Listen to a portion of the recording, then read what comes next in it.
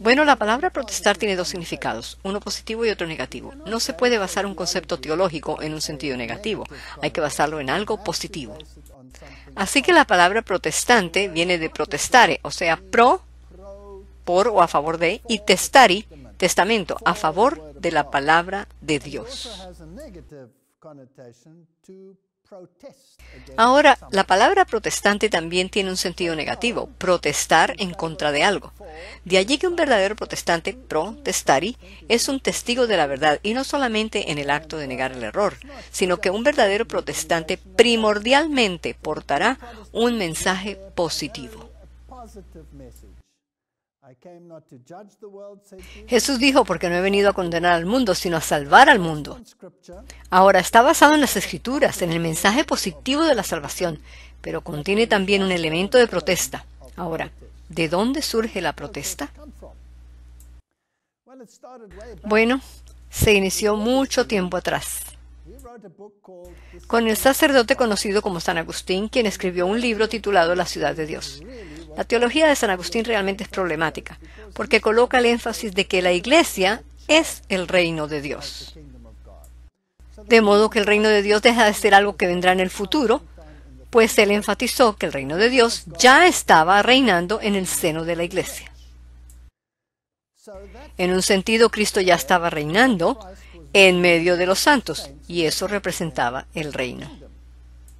Como consecuencia, la Iglesia se animó a asumir autoridad sobre las naciones, y en vez de llevar el Evangelio al mundo, procuraron poder y mando, perdiendo de vista el evangelizar. Y los que eran sus líderes, entonces buscaron poder bajo intriga política, convirtiéndose en el jueguito de moda. El resultado fue la Edad Oscura. Bueno, para cuando llegamos al siglo II encontramos que comienzan a surgir protestas.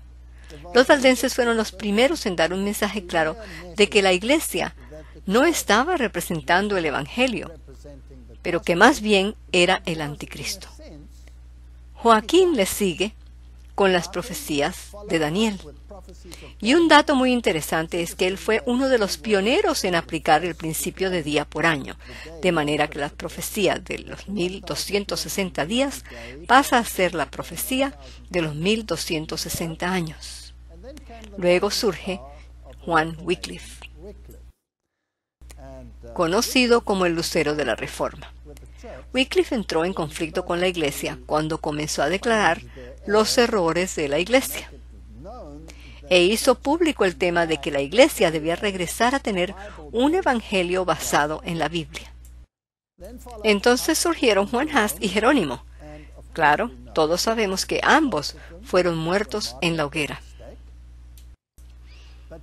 Pero ellos comenzaron usando la información que Wycliffe había copilado, y Wycliffe, no teniendo más a su alcance, fue el primero en traducir la Biblia de la versión Vulgata latina al inglés. Esta información despertó gran hambre por la palabra de Dios y preparó el camino para los reformadores que vinieron más tarde, como Martín Lutero, Juan Knox, Juan Calvino, Baxter, Cranmer y cientos más, quienes sacaron la Iglesia de la oscuridad a la verdad de Dios.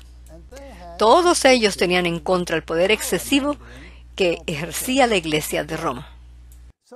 La Reforma se basó en un doble descubrimiento. Estos son los pilares gemelos sobre los cuales descansa la Reforma. El primero de ellos es el redescubrimiento de Cristo y su obra redentora, como está descrita en los Evangelios.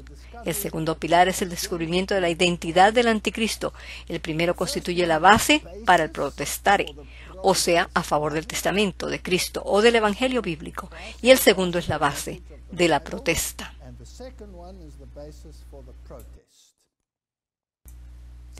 Así que el descubrimiento de que la suficiencia total de Cristo descansaba en la palabra de Dios, la Biblia y solo la Biblia, llegó a ser el lema. También hablaban de sola Christus salvación en Cristo y solo en Cristo, y sola fides, por fe y solo por fe. Eres salvo por fe y no por obras, lo cual proveyó las armas de guerra, y el descubrimiento de la identidad del anticristo unió la reforma en oposición a un enemigo en común.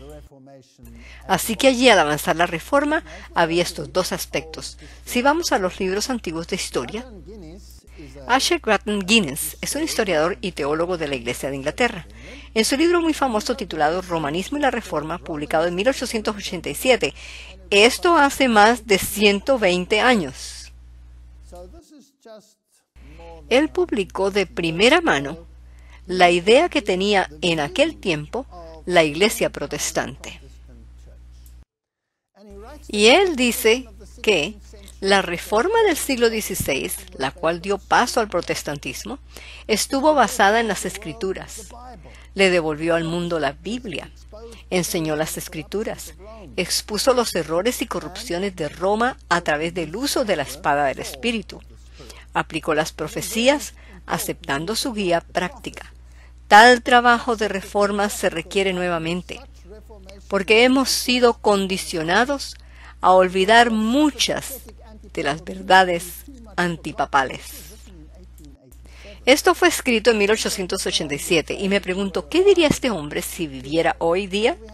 Así que tenemos que volver a aquellos puntos en los que la Biblia es tremendamente específica y absolutamente clara. Entonces, ¿qué creían los reformadores y por qué lo creían? Y la pregunta que le sigue es, ¿por qué no lo creemos hoy día? ¿Qué ha cambiado? ¿Ha cambiado el Evangelio? ¿Ha cambiado la Biblia? ¿O ha cambiado el mundo? ¿La manera de ver las cosas? Arturo Maxwell escribió: el que piense que puede ser un protestante y rechazar la Biblia o una porción de ella estará cometiendo un grave error. El verdadero protestantismo no puede ser anticatolicismo, sino también antimodernista, antievolucionista y estar en contra de todo el mal que está succionando la vida de las iglesias cristianas de hoy, al mismo tiempo que deberá estar a favor de todo lo bueno, el orar, el estudio de la Biblia, etc. Ese es el protestantismo que hoy es sumamente necesario. Así que debemos ser positivos. No podemos decir sola Escritura y rechazar porciones de la Biblia. Eso no tiene sentido alguno. O crees en la Biblia o no crees en la Biblia. Y si un protestante dice sola Escritura, entonces es la Biblia y solo la Biblia. ¿Solo Cristo? Cristo es la única fuente de salvación. ¿Y sola fides? La salvación es solo por fe. Es muy interesante que Martín Lutero estaba particularmente preocupado acerca del libro de Daniel y escribió lo siguiente en Los Escritos de Lutero. Por lo tanto, rogamos a todos los cristianos sinceros que lean el libro de Daniel, pues les será de gran consuelo y ganancia en estos miserables últimos días. Pero cuando estas cosas comiencen a suceder, levantad vuestra vista y alzad vuestras cabezas, porque vuestra redención está cerca. Por la misma razón que encontramos en Daniel que todos los sueños y visiones, aunque sean espantosos, siempre terminan en gozo y felicidad con la venida de Cristo y su reino. Sí, pues en este grandioso artículo de fe, la venida de Cristo, fue que estas visiones fueron dadas, explicadas y documentadas. Ahora, cuando Martín Lutero tradujo el Nuevo Testamento, también tuvo que traducir el libro de Apocalipsis. Y cuando leyó el libro de Apocalipsis, no le encontró ningún sentido. Le sonaba como escrito por algún alcohólico. Y pensó que no debería formar parte de la Biblia. Sin embargo, cuando descubrió las profecías del libro de Daniel, encontró tal gozo en ese libro que fue el primer libro que él tradujo del Antiguo Testamento. Normalmente uno comienza con Génesis, pero él comenzó con el libro de Daniel. Y por la misma razón dice aquí, cada cristiano debe estudiar el libro de Daniel. Pues los primeros reformadores comprendieron que la llave para comprender el libro de Apocalipsis se encuentra en el libro de Daniel.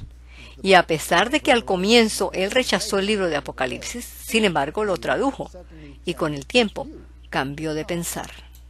Lutero dijo: espero que ese día no esté muy lejano, y aún así le veremos.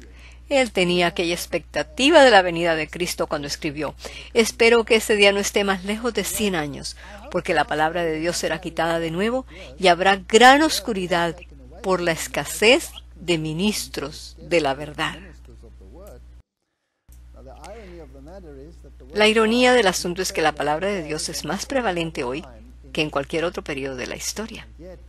Y aún así yo creo que hay mayor ignorancia de la palabra de Dios ahora que en cualquier otro periodo de la historia de la humanidad, porque la gente aplica mal las escrituras y las ideologías suministradas por la contrarreforma se han integrado con el tiempo.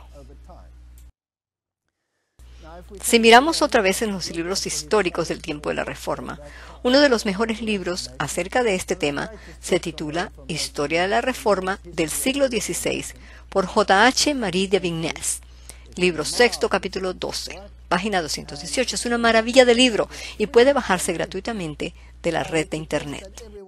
Les sugiero que lo bajen y lo guarden en archivos, porque estos libros poco a poco son más imposibles de conseguir. Allí escribió: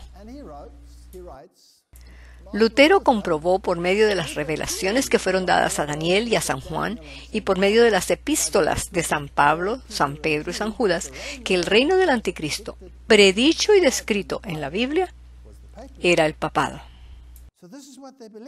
Esto es lo que ellos creían, mas hoy por hoy pareciera que todo ha cambiado. Así que una de dos: o estaban equivocados los reformadores, o la perspectiva de los teólogos del presente está equivocada acerca de este tema. Continuemos. Y toda la gente dijo amén. Un terror santo se posesionó de sus almas. Era el anticristo a quien ellos tenían sentado en el trono del pontífice. Esta nueva idea, la cual conllevó mayor poder a las descripciones proféticas lanzadas por Lutero entre sus contemporáneos, le dio el más terrible golpe a Roma. Así que hubo un descubrimiento basado en la profecía, y no solo una profecía, sino en las profecías de Pedro, Pablo, Judas, Juan y Daniel. Todos estos juntos apuntaban hacia lo mismo. Luego, cuando la traducción de la Biblia de Lutero comenzó a circular de las imprentas, sorprendentemente gran número de las ilustraciones eran del libro de Apocalipsis, libro que él había objetado anteriormente. Veamos unos pocos ejemplos. En esta ilustración aparece el dragón escupiendo agua hacia una mujer parada sobre la luna con 12 estrellas en su cabeza. Y claro está que esta ilustración es de Apocalipsis capítulo 12, donde el dragón, Satanás, escupe las aguas. Y la Biblia define las aguas que representan las gentes, las multitudes, las naciones que se lanzan contra la mujer, tratando de destruir el mensaje del Evangelio, la Iglesia de Cristo, el dragón usando las naciones para destruirla y perseguirla. Otra ilustración que es fascinante es esta, también tomada de la Biblia de Lutero. En ella aparecen los reyes del mundo postrados frente a una bestia de 7 cabezas y una mujer montada sobre la bestia. Y por supuesto, esta ilustración representa Apocalipsis capítulo 17 y es más que la simple representación de ese capítulo, porque contiene la interpretación protestante de la Reforma. Pues la mujer que tiene la copa de oro en su mano tiene la triple corona de oro en su cabeza. Así que allí la identifican como la Iglesia de Roma, a quien los reyes del mundo le están rindiendo homenaje. Así que ahora, un poco de su teología. Otra ilustración tomada también de la Biblia de Martín Lutero. En estos cuadros hay un contraste. Aquí aparece Jesucristo sacando del templo a los mercaderes. Paganismo ha sido introducido dentro de la iglesia. Por lo tanto, ellos inmiscuyeron su teología en sus escritos. Y en este otro cuadro vemos al hombre de la triple corona de oro invitando a los mercaderes a entrar al templo. Y luego pusieron un poquito de teología al poner un perro en el templo. Ahora, como ya sabemos, las Escrituras nos dicen que los perros estarán fuera. Pues en las Escrituras los perros son usados como símbolo del paganismo. Bueno, lo que dicen aquí en esta ilustración es que el papado es lo opuesto del reino de Dios y que el paganismo ha sido introducido dentro de la iglesia. Por lo tanto, ellos inmiscuyeron su teología en sus escritos. Aquí hay otro libro interesante. Todos los caminos conducen a Roma. Su autor dice, hay una gran nube de testigos. Wycliffe, Tyndale, Lutero, Calvino, Cranmer. Cranmer fue el primer obispo de Canterbury de la Iglesia Católica que se convirtió al protestantismo. Más tarde fue hecho mártir. Después, en el siglo XVII, Bunyan, los traductores de la Biblia del Rey Santiago, King James, que es la versión en inglés. Y luego los hombres quienes publicaron las confesiones de fe de Westminster y de los bautistas, también otros como el señor Isaac Newton, Wesley, Whitefield, Jonathan Edwards y más recientemente Spurgeon, el obispo J.C. Ryle, Martin Lloyd Jones. Estos hombres e incontables otros, todos identificaron que el papado es el anticristo. Ahora la teología moderna afirma una de dos teologías, el preterismo o el futurismo. Preterismo enseña que el anticristo fue en el pasado, que ya es historia, ya pasó y se acabó, y que fue un rey griego, y nombran a Antíoco Epifanio IV, porque él persiguió a los judíos, hizo sacrilegio en el templo, hasta ofrendando cerdos en el templo. Así que este fue el anticristo y ya es historia. Sin embargo, la gran mayoría del mundo cristiano cree en el futurismo, que el anticristo vendrá en el futuro, y que probablemente saldrá de una tribu del oriente, quizás del linaje de la tribu de Dan, y que se sentará en un templo literal, que deberá ser reconstruido en un momento del futuro. Y cuando su reino termine, entonces todos los judíos se convertirán, justo antes de su venida. Todos los cristianos serán llevados en un rapto secreto. Así que los cristianos en el presente, con ambas teologías, no tienen ningún interés en el anticristo. Para unos fue en el pasado, para otros será en algún tiempo en el futuro, y tendrá que lidiar solo con los judíos y con las naciones, que no se convirtieron, pues los cristianos ya no estarán en la tierra. Esa es la teología moderna. Pero eso no es lo que los reformadores creyeron. A nosotros nos toca descubrir si lo que ellos creyeron es un error, o lo que el mundo hoy cree es el error.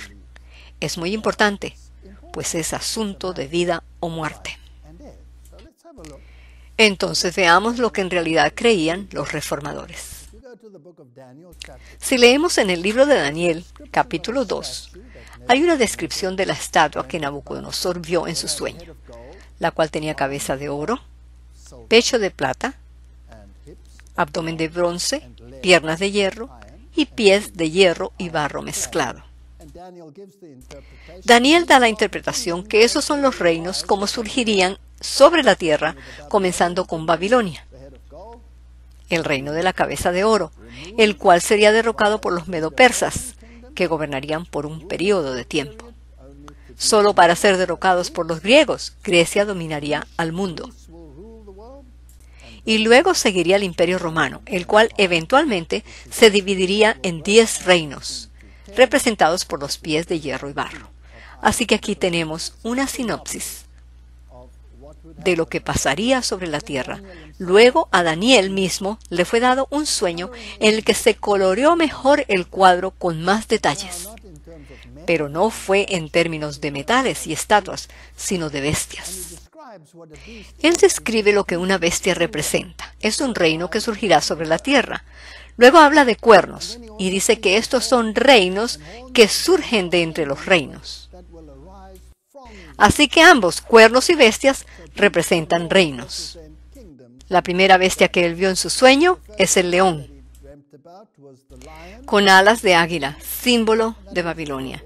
Se sabría de cuál reino se trataba, pues este león con alas estaría en la puerta de Ishtar. Lo verían al entrar a Babilonia, pues era el símbolo de Babilonia. Le siguió un oso con un hombro más levantado que el otro, con 3 costillas en su boca. Ese era el equivalente de los brazos y el pecho que representaba a los medo-persas, pues estos reinos no eran igualmente fuertes. Y 3 guerras tuvieron lugar, o 3 batallas, para conquistar al imperio medo-persa.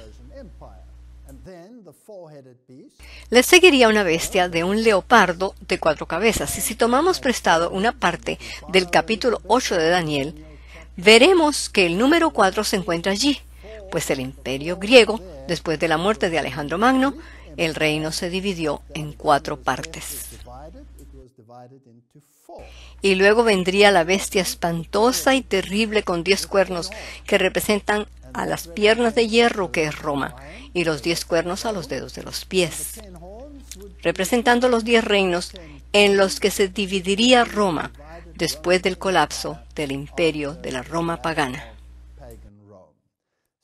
Así que los mismos reinos y la misma secuencia, pero ahora se le agregó más información.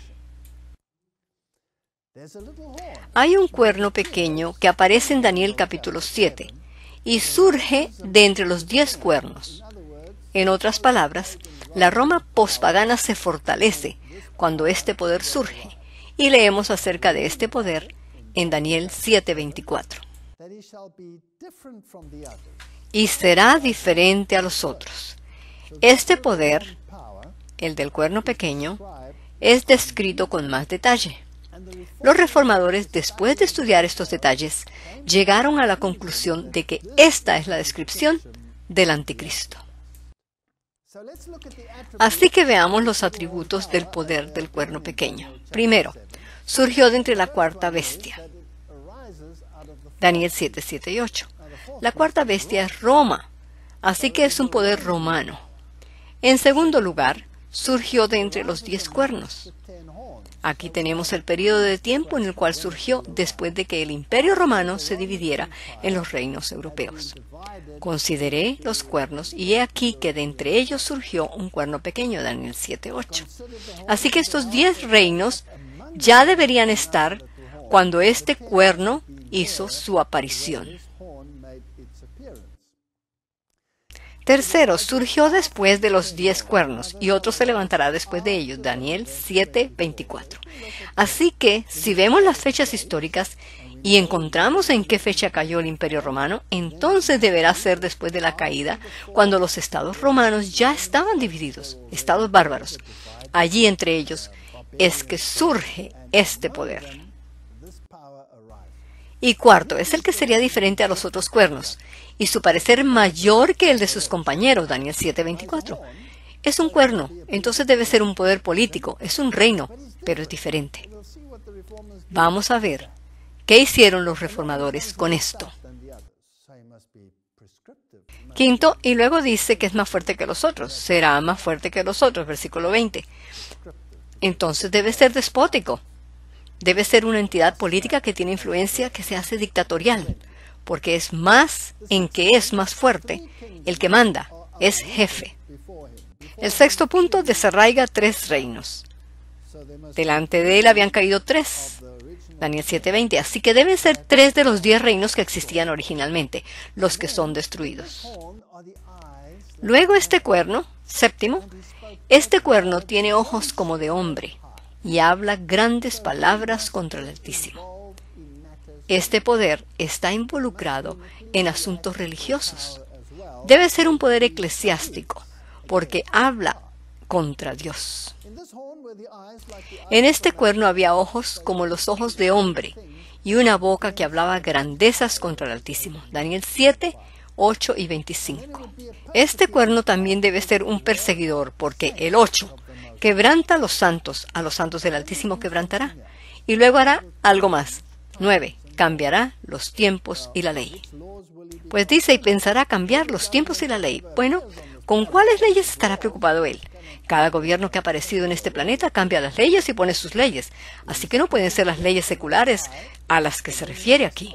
Bueno, como nos dice que hablará contra el Altísimo, entonces también debe estar molesto con la ley de Dios. Pero aunque la ley de Dios es inmutable, él piensa en cambiarla. Ese es su deseo, pues es un poder blasfemo. Aún más, este poder tiene otros atributos. 10. Tiempo, tiempos y la mitad de un tiempo, y serán entregados en su mano hasta tiempo y tiempos y la mitad de un tiempo. Gobierna por un periodo específico de tiempo. Las traducciones modernas dicen que son 3 años y medio literales. Hoy por hoy, los que promueven la ideología moderna acerca del anticristo afirman que éste vendrá por 3 años y medio literales y que gobernará específicamente durante ese periodo de tiempo. Pero eso no es lo que los reformadores creyeron y lo vamos a ver. Y luego dice que, 11, devorará toda la tierra. En otras palabras, su influencia abarcará todo el planeta. La Biblia dice que la cuarta bestia, la cual será diferente, a toda la tierra devorará, trillará y despedazará. Así que debe tener un poder inmenso a su disposición. Además, existirá hasta el fin. 12. Existe hasta el final, hasta que vino el anciano de días, Daniel 7, 22. Aquí hay un problema. Si este poder se levantaría de entre los 10 cuernos, derribando 3 de ellos, tenemos allí un periodo histórico entre la caída de Roma pagana y su división. Y si existe hasta el fin del tiempo, desde ese periodo hasta ahora, entonces la pregunta lógica que nos hacemos es, ¿está ese poder aquí ahora? ¿Será que vendrá más tarde? Ya debe estar aquí, porque no hemos llegado al fin del tiempo, y claramente tenemos un tiempo en el que comenzó. Tampoco puede ser un rey de Grecia, porque si fuera, ¿de qué bestia habría salido? De la tercera bestia, la cual es Grecia. Entonces, ¿de cuál bestia? Siendo que surge de la cuarta bestia, no puede ser Grecia. Eso anula la teoría de Antíoco Epifanio IV. Tampoco puede ser para el futuro, pues de acuerdo con este punto, está aquí y ahora. Y luego el número 13. Le es quitado su dominio al final del tiempo, pero se sentará el juez y le quitará su dominio, para que sea destruido y arruinado hasta el fin. Daniel 7:26. Así que será juzgado y luego destruido cuando se entrone el juez. Esto será el regreso de Jesús. Como podemos ver, los reformadores estaban tan convencidos de la exégesis de estas profecías y de lo que los apóstoles escribieron al respecto, que estuvieron bastante dispuestos a grabarlo en piedra. Este es el Palacio Municipal de Nürnberg, Alemania. Allí, sobre los marcos de los portales, los reformadores literalmente esculpieron su teología en piedra. Les comento un poco de la historia del Palacio Municipal de Nürnberg, con sus 3 magníficos pórticos dóricos, sobre los cuales fueron esculpidas las bestias proféticas de Daniel 7. Estas impresionantes figuras autorizadas por el concilio de la ciudad fueron esculpidas por el conocido artista Leonardo Kern en 1617. Fascinante. ¿Por cuánto tiempo han estado allí? Prácticamente por 400 años. Por 400 años han testificado acerca de la ideología de los reformadores y su entendimiento de las profecías. 400 años. Eso es un largo tiempo. Veamos qué creían ellos. Aquí está el primer pórtico, con su figura en la que aparecen 2 bestias y 2 individuos a su lado. Está el otro pórtico y también tiene 2 bestias y 2 individuos. Veamos cada una de ellas en detalle. En la primera aparece un león con 2 alas de águila, y justo a su lado colocaron a Nabucodonosor.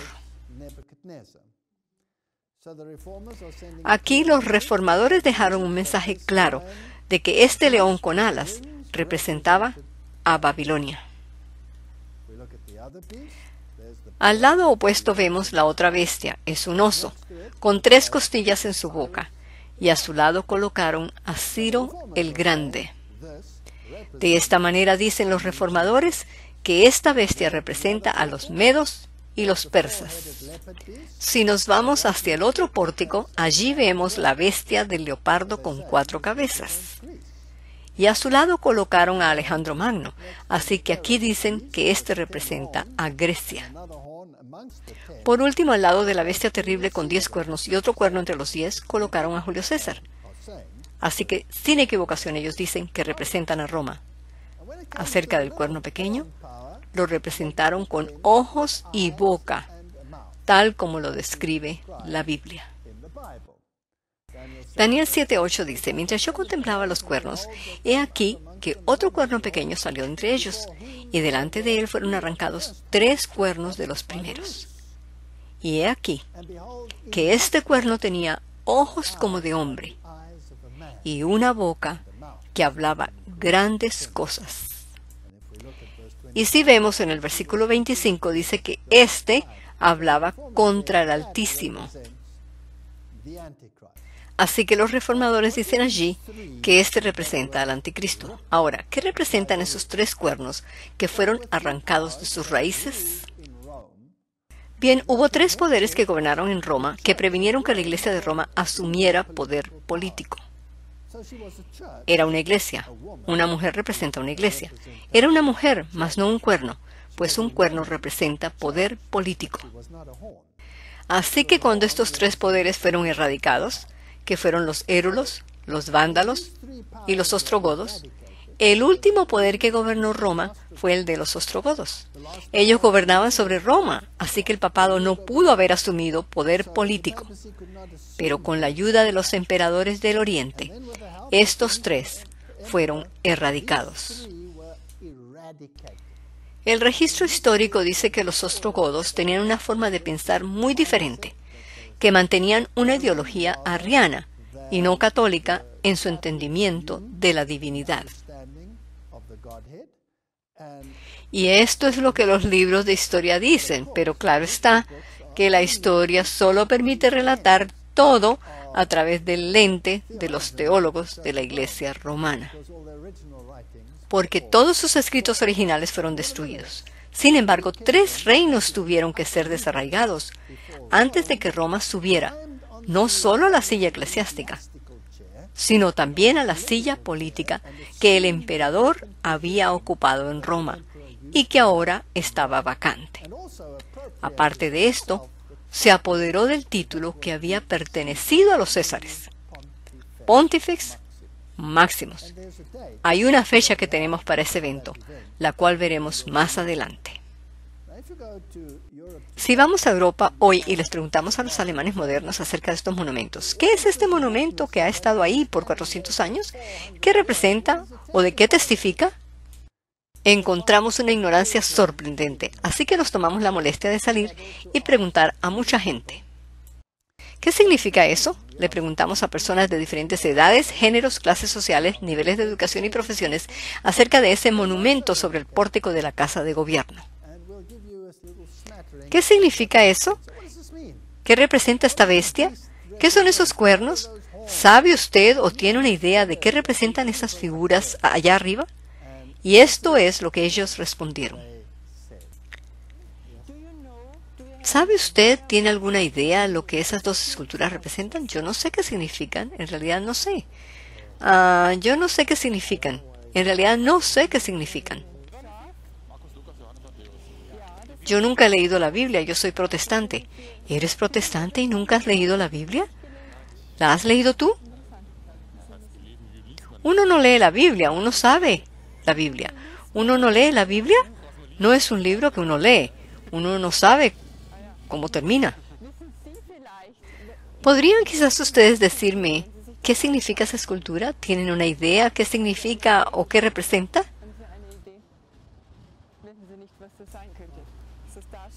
No, no puedo ni imaginármelo. ¿Qué puede significar eso? Los niños también pueden responder. Esas figuras sobre el pórtico, los animales detrás de ellos, ¿también qué podrían significar? ¿Has oído algo acerca de esto en tu escuela? Quizás en clase de historia o en instrucción religiosa. En realidad no. ¿Nada? ¿Y tú, papá? Yo tampoco sé, así como tan de repente. ¿Es usted un ciudadano de Nuremberg? Sí, en realidad vivo aquí desde 1949. ¿Qué significan esas figuras sobre el pórtico de la Casa de Gobierno de Nuremberg? Honestamente, nunca me he detenido a pensar acerca de ellas. Pareciera que dan una impresión como de algo marítimo. Quizás Neptuno. Ah, me deja loco.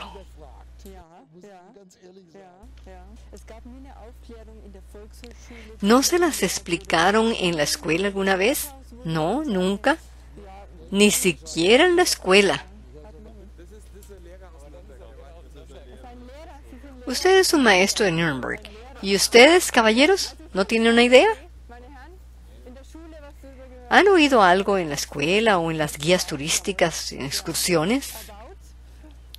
¿Usted tiene una idea? Idea. Si fuera algo bueno, debería decir algo al respecto allí. ¿Es del siglo XVI? No, de los 1600. Oh, error. ¿Tiene algo que ver con Venecia? Continúe.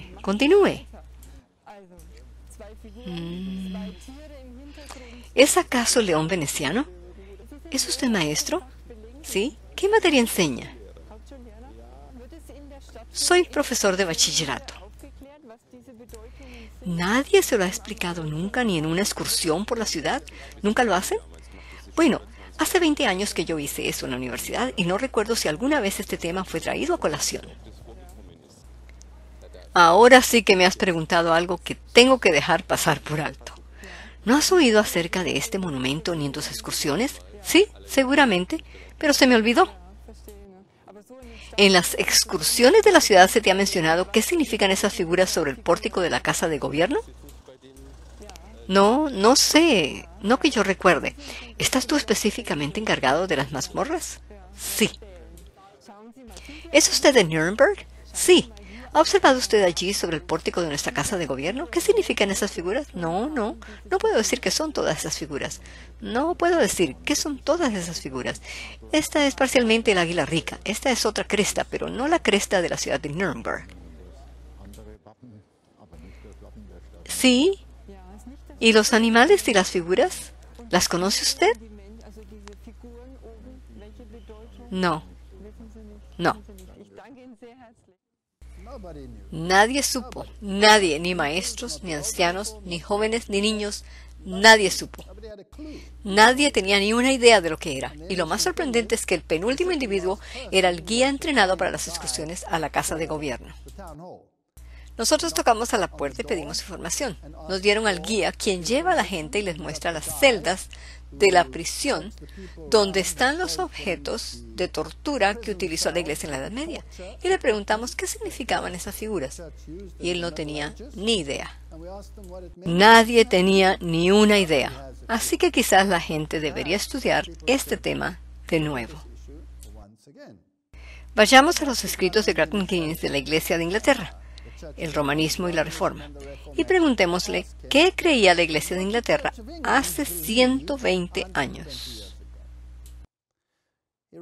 Hay 3 grupos definidos de profecías acerca del surgimiento, el carácter, las obras y la caída del romanismo.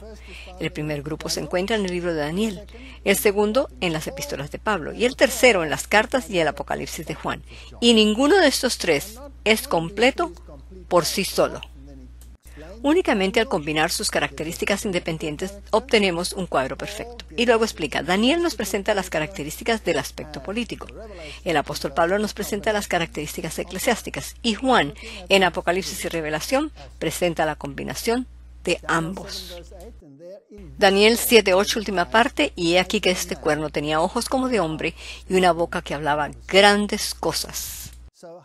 Así que, ¿cómo explica él esto? Así lo creía la Iglesia de Inglaterra. El poder simbolizado por el orgullo inteligente blasfemo, con apariencia de cabeza, cuerno pequeño de la bestia romana. A él, Juan, le dedica por lo contrario la mayor parte de la profecía, y yo debo ahora pedirte que cuidadosamente notes los puntos que prueban, notes su terminología, que prueban que este cuerno es un símbolo o jeroglífico profético maravilloso del papado romano, quedándole tan exacto como una llave hecha para su cerradura, perfectamente en cada parte, al mismo tiempo que rehúsa absolutamente servir en cualquier otra. Estos primeros teólogos de la Iglesia de Inglaterra estaban bien seguros de sí mismos en cuanto a lo que creían y por qué lo creían. Entonces surge a la mente la pregunta, ¿por qué ninguno de los teólogos modernos ¿De esa misma iglesia creen ahora lo que creyeron estos en el comienzo? Luego dice, hagamos una comparación. El lugar de origen, dentro del marco del Cuarto Imperio, debe ser romano. El período de su origen, pronto después de la división del Imperio Romano en 10 reinos. Esto es él escribiendo esto, no yo. Es material de la Iglesia de Inglaterra. Su naturaleza, diferente de los otros reinos, aunque en algunos aspectos similar, era un cuerno, pero con ojos y boca. Sería un reino como el resto, una monarquía, pero sus reyes serían supervisores u obispos y profetas. Su carácter moral, arrogante, blasfemo, hablando grandezas contra el Altísimo. Su anarquía, reclamaría autoridad sobre los tiempos y las leyes. Su oposición a los santos sería un poder perseguidor, por tanto acabaría con los santos del Altísimo, quienes serían entregados en sus manos por un periodo de tiempo. Y ahora oigan esto, su duración. Tiempo y tiempos y la mitad de un tiempo, o 1260 años. Fascinante. Así que estos reformadores no creían que estos tiempos eran literales, como encontramos ahora en la teología moderna, donde dicen que el anticristo vendrá por 3 años y medio literales. Ellos creían en el principio profético de día por año. Ahora, lo que es interesante en cuanto a este periodo de tiempo es que si no se usa, entonces la mayoría de las profecías bíblicas resultan no tener sentido. Hay un principio involucrado aquí, y ese principio debe ser aplicado uniformemente. Por ejemplo, si se toma la profecía de las 70 semanas que encontramos en Daniel 9, la cual sigue a la profecía de Daniel 8, en la que hay marcos de tiempo específicos, desde la salida del decreto de reconstruir a Jerusalén hasta el Mesías príncipe, vemos que tiene que ser una profecía de tiempo bien específico. Pues si se interpreta como tiempo literal, pasa a ser inservible. Mas si aplicamos el principio de día por año, nos lleva exactamente al Mesías Jesucristo. Así que es importante que se aplique este principio o la profecía no tendrá sentido. Y puedes hacer con ella lo que quieras. Vemos que los reformadores aplicaron bien el principio de día por año y llegaron a la conclusión de que tiempo y tiempos y la mitad de un tiempo representan 1260 años. Ahora, ellos lo estaban interpretando mirando hacia el futuro. Nosotros tenemos la ventaja de poder mirar hacia el pasado y ver así lo que ya ha sucedido. Si estudiamos este periodo de tiempo, nos damos cuenta de que es un periodo de tiempo fascinante, pues el papado solo pudo haberse establecido con la caída de los ostrogodos, la cual tomó lugar en el año 538 después de Cristo. Y al sumarle 1260 años nos lleva al año 1798. ¿Qué pasó en 1798? Napoleón acabó con el poder político de Roma papal. No le quitó el poder eclesiástico, sino el poder político. Los estados papales fueron confiscados y el gobierno secular fue establecido en Italia. Así que desde 538 hasta 1798, Roma gobernó como un cuerno y como una mujer, una iglesia. Por consiguiente, Roma ejerció un poder político por exactamente 1260 años y entonces lo perdió. Su caída sufriría la pérdida de su dominio antes de ser destruida y le quitarán su dominio para que sea destruido y arruinado hasta el fin. Daniel 7:26. Luego él escribe, todos estos coinciden en la Roma papal, el lenguaje latín de César. Es la única iglesia cuyo nombre ha procedido de una ciudad. El papado, he aquí, cumple con la primera condición.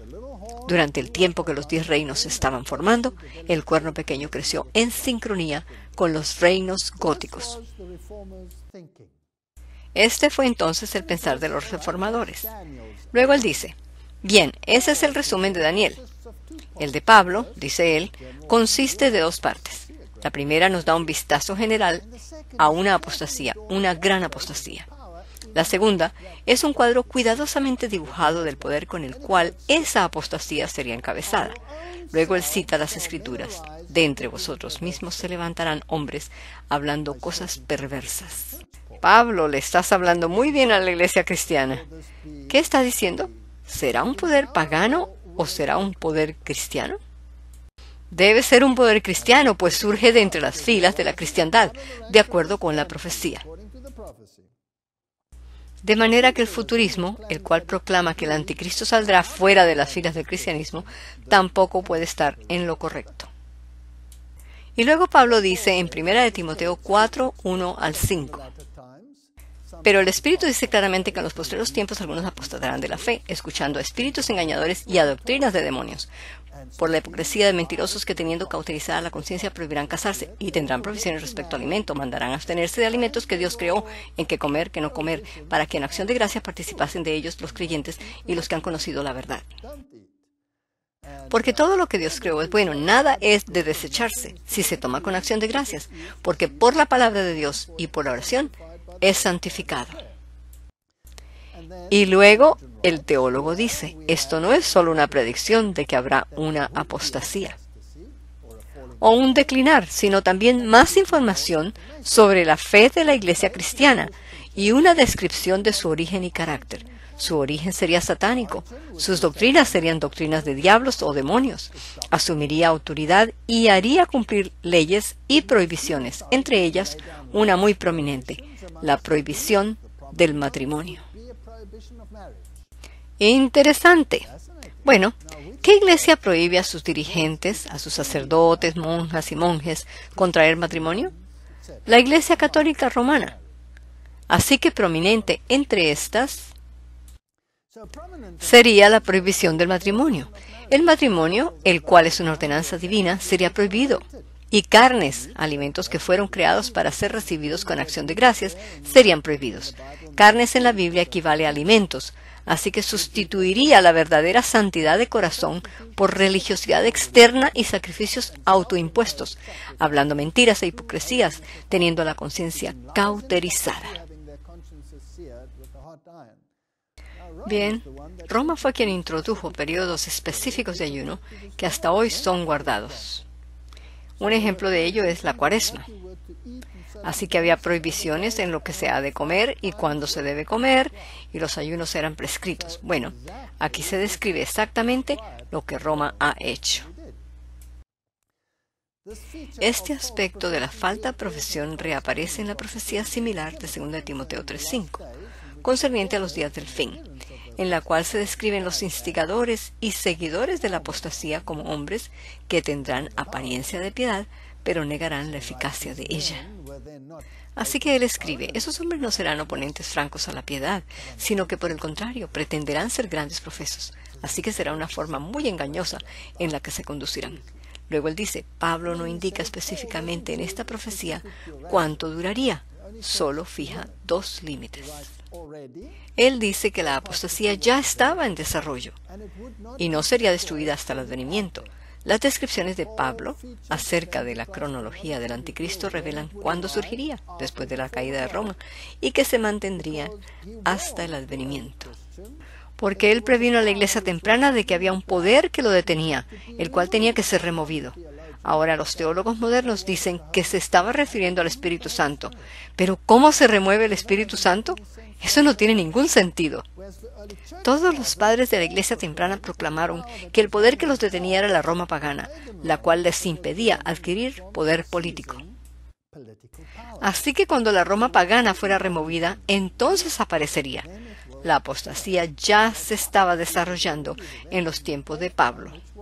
Y este era el período de Roma, no de Grecia. Además, Pablo se refiere al futuro, no al pasado. No, entonces no puede ser Antíoco Epifanio IV de los griegos. Lo que me sorprende es que algunas iglesias enseñan ambas teologías. Sus teólogos están entrenados en preterismo, en otras palabras, que el anticristo fue Antíoco. Pero como el futurismo es la norma popular de hoy, ellos en realidad predican futurismo a sus congregaciones. Pero perdónenme, ¿cómo puede el anticristo estar en el pasado y en el futuro al mismo tiempo? Muy confuso. Pablo dice que ya se estaba desarrollando. Probablemente inició su desarrollo con Simón el Mago, quien pensó que podía comprar el Espíritu Santo. Así que la apostasía ya se estaba desarrollando y no sería destruida hasta el advenimiento. Las características de la cronología del anticristo descritas por Pablo revelan cuándo se levantaría después de la caída de Roma y que existiría hasta la segunda venida y entonces sería destruida. Así que Pablo tenía exactamente la misma línea de tiempo, aunque no da un perfil profético como lo hace Daniel. Él se sienta en el templo de Dios. Bueno, la teología moderna dice que cuando el anticristo aparezca, después del rapto secreto de la iglesia, entonces tiene que ir a sentarse en el templo y como el templo ha sido destruido, obviamente tiene que ser reconstruido. Esa es la teología moderna. Ahora veamos qué creían los reformadores. El rostro del hombre de pecado es el rostro del apóstol falso, el rostro sombrío de Judas, escrito sobre la pared del templo, hijo de perdición, el hombre de pecado es tal como fue Judas, un enemigo secreto haciéndose pasar por amigo. Porque la expresión hijo de perdición se utiliza solo 2 veces en la Biblia, una vez para Judas, la otra para el anticristo, de manera que deben tener características similares. Los reformadores entendieron esto. Así que el hombre de pecado es un Judas, un enemigo secreto que aparenta ser un amigo cercano, sin embargo un enemigo fatal, quien traiciona con un beso y un salve maestro. Observen el lugar que ocupa el hombre de pecado, el templo o la casa de Dios. Y los reformadores dijeron, eso no es y no puede ser ningún templo judío. Esto es exactamente lo opuesto de la teología moderna. No puede ser. ¿Por qué dijeron esto? Bueno, ellos lo explican. Pablo, quien usa esta expresión en su cuadro profético del romanismo, lo emplea en ambos libros, en Corintios y en Efesios, al referirse a la iglesia cristiana. En la segunda epístola a los Corintios, al escribirle a cristianos gentiles, y dice, vosotros sois el templo de Dios viviente. Y a los Efesios les dice, vosotros sois un santo templo, una habitación de Dios a través del Espíritu. Bien, para Pablo, la iglesia es el templo. Así que el templo de Dios era la iglesia de Cristo. Este es el templo en el cual su ojo profético vio sentado al hombre de pecado. No es una persona en un templo de piedra, sino un poder en la iglesia cristiana. Esto, teológicamente hablando, es un argumento bien sólido. Y la teología moderna no tiene nada que pueda compararse con esta teología basada en la Biblia. Bueno, cuando ellos hablan del trono, sillas, el trono, al observar el puesto del hombre de pecado, notemos la expresión se sienta. Yo creo que estos reformadores en verdad estudiaron la palabra de Dios y sacaron sus conclusiones basados en el estudio de la Biblia. Y conectado a esto, sillas, expresión que en el original solo aparece 3 veces en el Nuevo Testamento. 2 veces cuando se refiere a aquellos cambistas que vendían palomas que convirtieron el templo en cueva de ladrones. Y una vez en la frase, los fariseos se sientan en las sillas de Moisés, que se origina del griego katizo, y de esa palabra katizo viene la palabra catedral, la silla del obispo, y también la expresión ex cátedra, como cuando se dice que el Papa habla ex cátedra o desde su silla oficialmente. Allí, desde su posición exaltada en la catedral y afirmando ser el representante de Dios, el hombre de pecado actuaría y habitaría como vicario de Dios, pero en realidad enemigo de Cristo, minando su autoridad, aboliendo sus leyes y oprimiendo a su pueblo. Esta es la teología de la Iglesia de Inglaterra, hace 120 años. Luego él compara a Pablo y a Daniel. No tenemos que leerlo todo, solo los puntos claves. Ojos, supervisor, boca, maestro eclesiástico. Ambos dicen que es un poder romano. Pablo dice que pertenece al tiempo de Roma y nos da un marco de tiempo. Llegará con la caída de Roma y existirá hasta el final del tiempo, el cual es el mismo marco de tiempo dado por Daniel. Además, ambos dicen que tiene el mismo punto de origen cronológico. Según ellos, se levantará a la caída del antiguo imperio romano unido. Por lo tanto, Pablo y Daniel están en armonía. Ambos dicen que se exaltaría contra Dios. Daniel menciona las palabras orgullosas y los dichos blasfemos del cuerno pequeño, y Pablo habla de sus actos y dice que es el hombre de pecado, exhibiéndose como si fuera divino, lo cual es una blasfemia. Y los dos comienzan como pequeños y se hacen grandes, poderes circunspectos que se desarrollan gradualmente para influenciar al otro y hacerse más fuerte. Y ambos aseveran ser maestros de hombres. El pequeño cuerno de Daniel tiene ojos como los ojos de un obispo o supervisor. El significado de la palabra obispo es supervisor, y que tendría una boca, por lo que sería un maestro eclesiástico. Y Pablo le asigna una eminencia eclesiástica, una posición de orgullo en la iglesia de Dios. Y ambos son perseguidores. Pablo y Daniel están de acuerdo en esto. Daniel dice, el cuerno pequeño es un poder perseguidor quebrantando a los santos. Y Pablo habla del hombre de pecado como en oposición y lo llama el hombre sin ley. En resumen, ambos dicen que los dos están en el mismo lugar, Roma, en el mismo periodo, desde el siglo VI hasta la segunda venida de Cristo. El mismo carácter malévolo, exaltación propia. Los dos crecen gradualmente de poderes débiles a poderosos y los dos sufren el mismo fin, serán destruidos. Pablo dice que será destruido por el brillo de la venida del Señor. Así que estas semejanzas son tan importantes, tan numerosas y tan exactas, que prueban sin dejar lugar a dudas que el poder perseguidor que se exalta a sí mismo, predicho por Daniel, y este hombre de pecado anunciado por Pablo, es el mismísimo poder. Y aún los romanistas lo llaman el poder al cual Pablo se refiere como el anticristo, pero ellos no se lo aplican a ellos mismos. Así que esto es lo que creían los reformadores. Ahora, ¿solamente creía esto la Iglesia de Inglaterra? No. Todos los reformadores lo creían y todos usaron las mismas escrituras y los mismos argumentos. Pero verifiquémoslo. Démosle una mirada a algunos reformadores luteranos. Vamos a remontarnos al pasado, al tiempo cuando Lutero y Melanchthon encabezaron la lucha de enseñar esta verdad recién descubierta. Amstorff es un individuo fascinante y fue amigo personal de Martín Lutero. Lutero dijo, mi alma haya descanso en mi apreciado Amstorff. No solo eso, Amstorff fue quien escribió el prefacio para Table Talk, conversaciones de sobremesa. Él es quien reunió información para este famoso libro, Conversaciones alrededor de la mesa, acerca de lo dicho por Lutero, y él escribió, él, el anticristo, será revelado y llegará a la nada antes del día final, para que todo hombre comprenda y reconozca que el Papa es el verdadero anticristo y no el vicario de Cristo. Una declaración bastante enfática.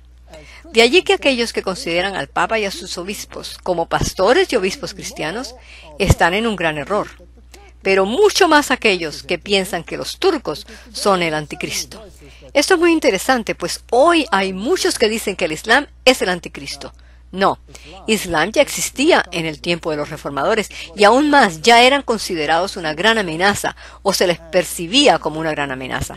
Esta es la opinión de los reformadores. ¿Por qué dice él que los turcos no pueden ser el anticristo? Él dice, porque los turcos gobiernan fuera de la iglesia y no se sientan en el lugar santo, y tampoco buscan llevar el nombre de Cristo, sino que abiertamente son antagonistas de Cristo y su iglesia. Esto no necesita ser revelado, pues es claro y evidente que persiguen a los cristianos abiertamente y no como lo hace el Papa, quien lo hace secretamente y bajo el manto de religiosidad. Esta gente tenía lógica, ellos pensaron muy bien esto, y si lees lo que decía Martín Lutero acerca del Islam, por ejemplo, es absoluta y totalmente claro que ellos hicieron una distinción diáfana entre el anticristo y el Islam. Entre otros grandes reformadores luteranos está o fue Jorge Nigrinus. Y él tuvo una discusión con los jesuitas porque los jesuitas estaban propagando una nueva teología. Y fueron los jesuitas los que inventaron el preterismo y el futurismo. Pues fueron Luis de Alcázar y Francisco Rivera, los dos jesuitas que formaron la idea de que Antíoco Epifanio IV era el anticristo. O que sería un anticristo en el futuro, el que gobernaría por 3 años y medio literales. Así que Jorge Nigrinus entabló una discusión con los jesuitas y afirmó: los jesuitas dicen y afirman estar gravemente ofendidos y han tomado mis declaraciones como un insulto y una blasfemia al marcar al papado como el anticristo del cual Daniel, Pablo, Pedro e inclusive Cristo profetizaron. Sin embargo, esto es tan cierto como que Jesús es el Mesías. Así que estaban bien convencidos de lo que creían.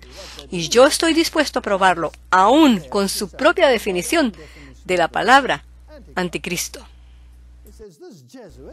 Él dice, estos jesuitas además sostienen que el papado no puede ser el anticristo, pues el papado ha existido por siglos, y que se supone que el anticristo reinará solo por 3 años y medio. Pero nadie duda hoy que Daniel habló de día por año, y no de días literales. Los períodos proféticos de los 42 meses, los 1260 días, y el tiempo y tiempos y la mitad de un tiempo son proféticos. Y de acuerdo con Ezequiel capítulo 4, un día debe contar por un año. Así que en el mejor de los casos, dice que quizás podemos tomar a Antíoco como un tipo, pero ciertamente él no es el anticristo. Bueno, aquí estamos hablando de día por año. Esto era teología de la Reforma. Otro de los reformadores, David Caistrus, el último de los padres de la Iglesia luterana, dijo, el Señor mismo le reveló a Daniel el tiempo que durarían los 4 reinos mundiales y cuánto tiempo duraría el cuerno pequeño, y entonces usa a Pablo como referencia. Este cuerno pequeño también es descrito por Pablo en 2 Tesalonicenses 2, donde se nos dice que este poder anticristiano, el papado, sería completamente revelado justo antes de que tomara lugar el juicio. Hoy sabemos que las 4 monarquías hace mucho tiempo que pasaron a la historia. También sabemos que la bestia de 2 cuernos mencionada en Apocalipsis 13, la cual se refiere al mismo poder, no puede durar mucho más tiempo. Así que estamos forzados a concluir que el día del juicio no está muy lejano. Esta misma idea se transmite en 2 Tesalonicenses 2, 1 al 8, donde el anticristo romano es mencionado nuevamente. La mayoría de las otras señales se han cumplido ya, aquellas a las cuales se refirió nuestro Salvador en Mateo 24. Todos estos reformadores, y si tomamos también a los calvinistas, encontramos lo mismo. Algunas personas nos consideran muy severos cuando llamamos al pontífice romano anticristo, pero los que son de esa opinión no consideran que los mismos cargos de presunción fueron dados contra Pablo mismo, de quien hablamos y cuyo lenguaje hemos adoptado. Y luego cita a Pablo. Brevemente les demostraré que las palabras de Pablo en 2 Tesalonicenses 2 es imposible darles otra interpretación en la que no sean aplicadas al papado. Así que Juan Calvino creyó que el anticristo era el papado. Juan Knox, el que llevó el evangelio a Escocia, él dijo, él es el verdadero anticristo y el hijo de perdición de quien Pablo escribió. Thomas Cranmer, el que una vez fue católico y luego arzobispo protestante de Canterbury, quien fue hecho mártir por su fe, dice, acerca de lo que se dice que Roma es la sede del anticristo y que el Papa mismo es el anticristo, yo puedo probar lo mismo por medio de muchos otros escritos, antiguos escritores y fuertes razones. Roger Williams, el primer pastor bautista en los Estados Unidos, dice exactamente lo mismo. Se sienta en el templo de Dios y pretende ser Dios y cambia los tiempos y las leyes. Y no tenemos que ir a uno de los teólogos de la Iglesia Bautista. Veamos lo que la Iglesia Bautista entera declara en la Confesión Bautista. Que el Papa de Roma es ese hombre de pecado e hijo de perdición que se exalta a sí mismo en la Iglesia contra Cristo y contra todo lo que se llama Dios, y a quien el Señor destruirá con el brillo de su venida. Esto es lo que dice la Confesión de los Bautistas. Por lo tanto, me sorprende en gran manera que los teólogos bautistas de hoy visiten a Roma y busquen reunificarse con Roma, cuando su propia confesión dice lo que solían creer. ¿Y qué del resto del mundo cristiano? Bueno, la Confesión de Westminster no anda con rodeos al respecto. No hay ninguna otra cabeza de la Iglesia excepto el Señor Jesucristo. Tampoco puede el Papa de Roma en ningún sentido encabezarla. Por lo contrario, es aquel anticristo, aquel hombre de pecado e hijo de perdición que se exalta a sí mismo en la Iglesia contra Cristo y todo lo que se llama Dios. Este era el punto de vista de los protestantes, y si progresamos en la historia hasta el tiempo de Wesley y la fundación de la Iglesia Metodista, entonces encontramos que Wesley escribe: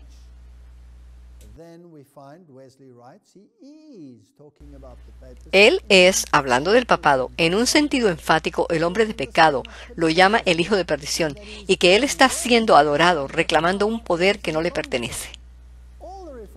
Todos los reformadores creyeron esto, y probablemente uno de los predicadores más grandes de la historia, Charles Spurgeon, dijo: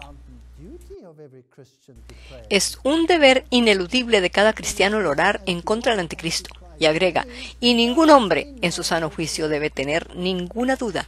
Si no es el papado de la Iglesia de Roma, nada en este mundo puede ser llamado por ese nombre. Es ese o ninguno. Si se levantara una protesta pública a causa del anticristo, ciertamente pondríamos esta iglesia bajo sospecha y no podría evadirlo, pues le queda exactamente la descripción.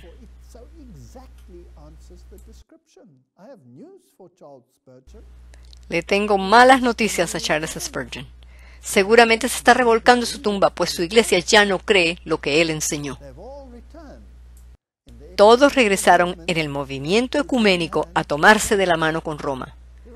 Él escribió: el papado es contrario al Evangelio de Cristo y es el anticristo. Luego da las razones para ello. Debería ser la oración diaria de todo creyente que él sea lanzado como piedra de molino en lo profundo de las aguas y por Cristo. Porque hiere a Cristo, pues roba a Cristo de su gloria, porque coloca eficacia sacramental en lugar de su expiación y levanta en alto un pedazo de pan en lugar del Salvador. Y asperja unas cuantas gotas de agua en lugar del Espíritu Santo y coloca a un hombre tan falible como nosotros como vicario de Cristo. Y luego lo suaviza diciendo: si oramos en contra de él, es porque él está en contra de él. Debemos amar a las personas, aunque odiemos sus errores. Debemos amar sus almas, aunque aborrezcamos y detestemos sus dogmas, y el aliento de nuestras oraciones será endulzado, pues alzaremos nuestros rostros hacia Cristo cuando oremos.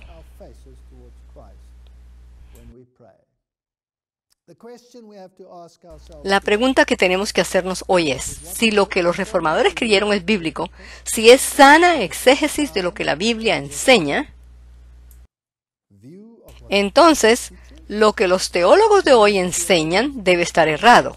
Y si es error, ¿por qué lo acepta la gente? Ahora quiero llevarnos al castillo de Wartburg, donde Martín Lutero tradujo el Nuevo Testamento. Por supuesto que se encontraba en territorio católico, todo el estado era católico. Pero ha sido hermosamente renovado por nada menos que la Alemania comunista del Este. Y así es como se veía. Aquí están todos los relieves de San Francisco, Santa Elizabeth y todos esos santos. Y cuando estuve allí hace algunos años, resultó que justo era la fiesta de Santa Elizabeth, quien fue una santa católica del siglo VIII, y tenían un concierto ahí en Wartburg. Por supuesto que el Wartburg ha sido restaurado a toda su gloria católica con todos sus mosaicos. Y todos los mosaicos en el Wartburg hablan de esta santa en particular, Santa Elizabeth. Así que mientras el guía nos dirigía por el lugar, él hablaba bastante acerca de Santa Elizabeth. A la entrada, donde se paga la excursión, tienen postales representando a Santa Elizabeth con gente postrándose ante ella. En contraste, se ve a Martín Lutero, representado como el borracho tomando cerveza. Esto es porque el Papa inicialmente llamó a Lutero el monje borrachín.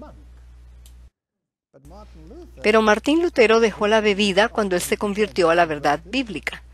Así que esta es una representación muy falsa. Entonces Martín Lutero es representado como el borracho y Elizabeth como la santa. A Martín Lutero también lo representan haciendo inscripciones en grafito que dicen: aquí estoy pintando y no puedo hacer otra cosa. Burlándose de su famoso discurso cuando dijo: heme aquí, no me es dable hacerlo de otro modo, afirmando así públicamente su posición acerca de la palabra de Dios. Vemos que hoy hay una atmósfera de ironía y burla en lo que se refiere a Martín Lutero, pero es muy diferente con Elizabeth, la gran santa. A ella la rodean de santidad y puedes tocar su anillo y ser bendecido. Mientras el guía nos llevaba por el Wartburg, había un buen número de personas en nuestro grupo. Y nos estábamos irritando más y más porque todo lo que oíamos era sobre esta gran Elizabeth. Había un caballero allí cerca de mí que estaba vestido de cuero y tenía un casco de moto en su mano, así que obviamente había llegado en moto hasta ese lugar. Él se disgustó mucho y eventualmente le gritó al guía diciendo: perdone, pero soy un pastor luterano y vine aquí para ver dónde Martín Lutero tradujo la Biblia. No vine a oír acerca de ninguna santa. El guía se mantuvo perfectamente calmado y dijo: lo siento mucho, pero las habitaciones de Martín Lutero no son parte de la excursión. A lo que yo dije: ¿perdón? Y el guía explotó. Ahora, yo lo había juzgado por su vestimenta, pero cuando oí que era un pastor luterano y que ahora estaba protestando, me uní a él en la protesta, diciendo: yo también he venido desde el otro extremo de la tierra, desde el sur de África, y también quiero ver dónde Martín Lutero tradujo la Biblia. Y el guía respondió: no es parte de la excursión y ustedes no van a ir allá. Y yo le dije: bueno, pues nosotros protestamos y queremos hacer pública nuestra queja. ¿Dónde está la oficina? Queremos protestar. Y procedimos a hacerlo dirigiéndonos hacia la oficina y tocamos la puerta. Nos atendieron y dijimos: nosotros queremos ir a donde Martín Lutero tradujo la Biblia. Nos contestaron: el lugar está cerrado con llave. A lo que contestamos: bueno, ábralo, y además queremos denunciar oficialmente que esto es un lugar enteramente católico y donde ni siquiera se menciona la Reforma, a menos que sea para hacerlo para burla. Por esto queremos protestar. Si van a mostrar un lado, deben mostrar el otro, o de otra manera no es justo. Bien, eventualmente, y a regañadientes, fueron y abrieron la puerta. Aquí pueden ver la puerta y la dama abriéndola. Entramos y así es como se ve. Aquí hay una pequeña réplica del escritorio donde se sentó Martín Lutero. Es exactamente como era en aquel tiempo. Aquí vemos la vértebra de ballena y es la original que Martín Lutero usaba de escabel. Lo que más me impactó cuando vi todo esto fue su sencillez, en contraste con los mosaicos y el oro y el brillo que rodeaba a los santos. Y aquí en este ambiente simple nació el regalo más grande que los seres humanos podíamos recibir. Y las puertas están cerradas, no se supone que nadie entre allí. Si vamos a otros museos, vemos que están muy pobremente abastecidos en lo que se refiere a la Reforma. Aquí vemos un cartel mostrando la casa donde vivió Lutero en Eisenach. Y aquí está este otro pequeño museo donde casi no se ve nada en exhibición, pero el pueblo es exactamente como se veía en el tiempo de Lutero. Otro aspecto interesante es que cuando viajas por esa área, se ve que cuando Dios suscitó la Reforma, no solo corrigió la teología, también corrigió el estilo de culto. Pues los grandes compositores tales como Haydn, Handel, Bach y todos los demás estaban allí agregando sus talentos. Y por la primera vez, en vez de los cantos gregorianos con sus notas monótonas y repetitivas, himnos reales de alabanza fueron creados. La Reforma se paró sobre una base firme y Martín Lutero escribió su famoso himno, Castillo Fuerte. Castillo fuerte es nuestro Dios, defensa y fiel escudo.